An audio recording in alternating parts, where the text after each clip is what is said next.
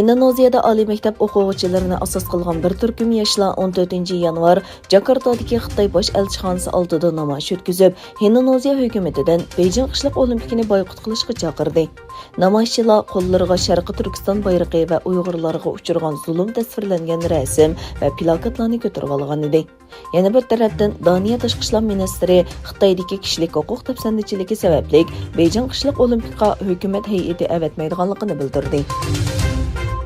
Amerika Davlat Mudofaa Ministrligining Rossiya Ukrainaga tajovuz qilish bahonasi paydo qilmoqchi bo'layotdi degan ayblashlardan keyin Angliya Rossiyani Ukrainaga qarshi soxta uchur tarqatdi deb aybladi.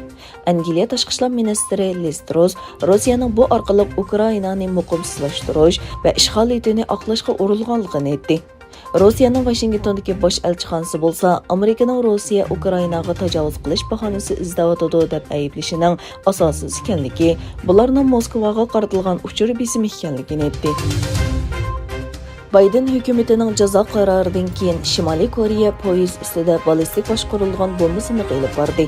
Egallanishicha, Shimoliy Koreya doiralari ilgirki boshqarilgan bomba siniqiga qarata yangi jazo yurgizgan Amerikani ogohlantirib, agar qarshilashish maydonini saqlab qolsa, texnik kuchlik va texnik aniq harakatga keladiganligini aytdi. Bir necha soatdan keyin Shimoliy Koreya taratqullari poyezd ustida boshqarilgan bomba siniqi ilib berdiganligini xabar qilgan. Azerbaycan bilan Ukraina o'tirsidagi savdo $1 milliard dan oshib ketdi. Ukraina prezidenti Zelenskiy o'zining 2024-yilgacha bu sonning bir qatlash nishonini o'tirg'a qo'yganligini e'lon qildi. Ukraina prezidenti Vladimir Zelenskiy Kiyevdagi Marsinki sarayida Azerbaycan prezidenti Ilhom Aliyev bilan ko'rishdi. Yig'inda ikki davlat energiya, dehqonchilik va yer qatorliq sohalarda tushunishish eslatmasi imzoladi. Orqadan rahbarlar birlashma axborot e'lon qilish yig'ini ochdi.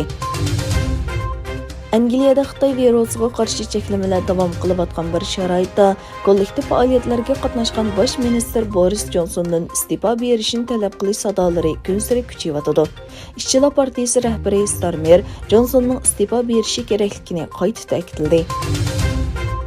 Rossiya Shimoliy Atlantik Ahdi Tashkilotining Sharqiy kengashini to'xtatish va Rossiyaga qo'shni rayonlardan chekinish haqida Rossiyaga bermoqchi bo'lgan yozma bayonot uchun muhlat berdi. Rossiya tashqi ishlar ministri Sergey Lavrov G'arbning inkosini mangu saqlamaydiganligini bayon qildi va kelar hafta Shimoliy Atlantik Ahdi Tashkiloti va Amerikadan yozma javob qaytarishni talab qiladiganligini ta'kidladi.